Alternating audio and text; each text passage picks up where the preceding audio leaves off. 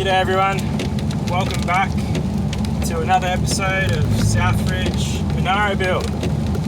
So here we are, it is raining, absolutely pouring, possibly the worst day to attend a car show.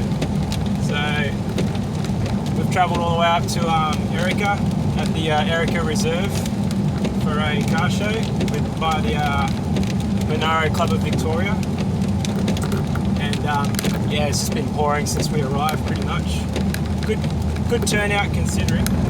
It's about 20 cars, 20 Monaros, so yeah, maybe 30. And yeah, some nice cars too. So there's a lot more V2s and VZs there as well, modern stuff. Naturally those people take those types of cars out in the rain versus the older, HKs and HQs. They want to keep them in the garage, rust free. Yeah, it's good. So we met some good people there. A lot of people are doing work to their Monaros as well, which is great. The usual guys doing the head and cam package. A lot of guys getting their cars more track prepped as well, which is nice to see. So putting them to good use.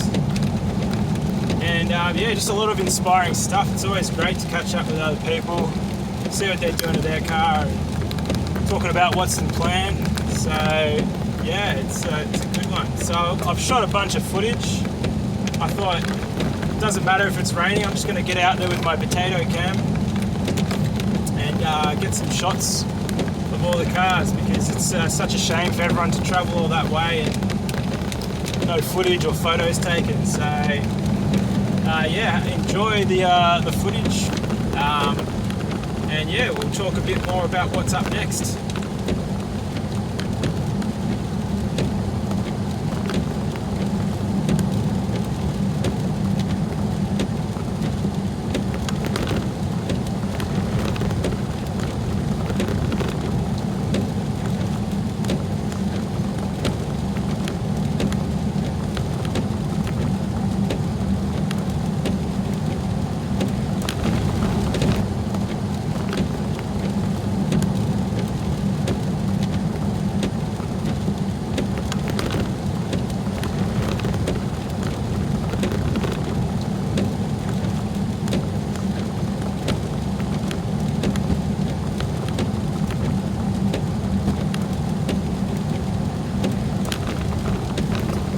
So seeing as after installing the brakes, I've taken the car for a good bedding in process, and I can tell you, this car being a CV6 was just fitted with the V6 Commodore brakes, not even the CV8 variety, right? Which has got like 330mm rotors or something. These are just like the standard V6 Commodore ones. I don't even know what their size are. I think they're like 290 something. Anyway. The difference is amazing. So I know it's probably a bit of a placebo effect, but after taking it for a drive, I had to bed them in. Then I went for a decent drive, and then there was this set of traffic lights where lights went amber. I was like, right, I can either test these out, put the anchors on, or just drive through. I thought, let's just give it a go, put the anchors on, and far out, this car really locks in and it just bites in beautifully. And the best part is, because I got the 20-inch wheels on there too, I wasn't sure how it would handle that, and it just sat perfectly. It didn't lurch, the car didn't wobble forward or anything, it just locked in. It's a really good experience. So I can't wait to give those a go on the track. And considering the amount that I put into to get that setup, I'm actually quite pleased. I think I'm probably down about $1,500. You got to look out for the bargains, of course. So where you get your calipers from. Set your budget and try and get them for sub $1,000 if you can. And then if you wait for the right time of the year, you can actually get the discs and the pads, the rotors and the pads for about $500 all up. Get them for 50% off potentially from some websites. And then the kit, the adapter kit. Same deal. If you wait for the right time of the year, you can probably get the front and rear adapter kit for about $400, I reckon. And as every day goes by, it seems to be popping up everywhere. Everyone offers it at a competitive price these days, so you should be able to get it. Other than that, like performance-wise, like, you know, for me, who's not a mechanic, you know, I'm just a DIY home mechanic.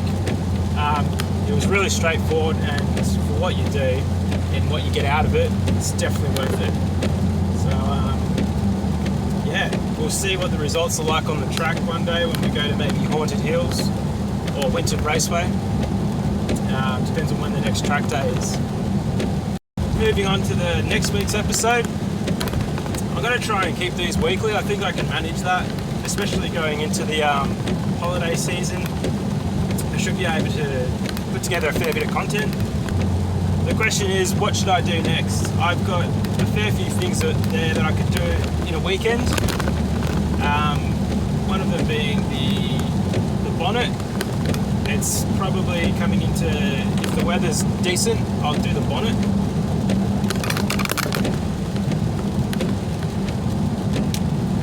And I might focus on the interior, and I might show you some cool stuff that I've been doing with the interior.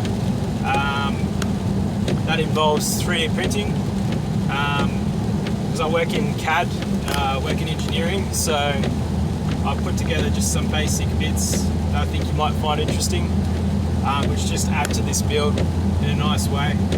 Got the Astra power steering, electric power steering, which would be really nice to do. We can then delete the power steering pump and then relocate the alternator to where the power steering pump is. And that would be really nice just to neaten up the front of the bay there.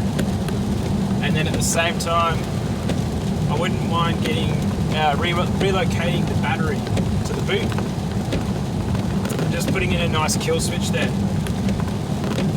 Alright, thank you for your time.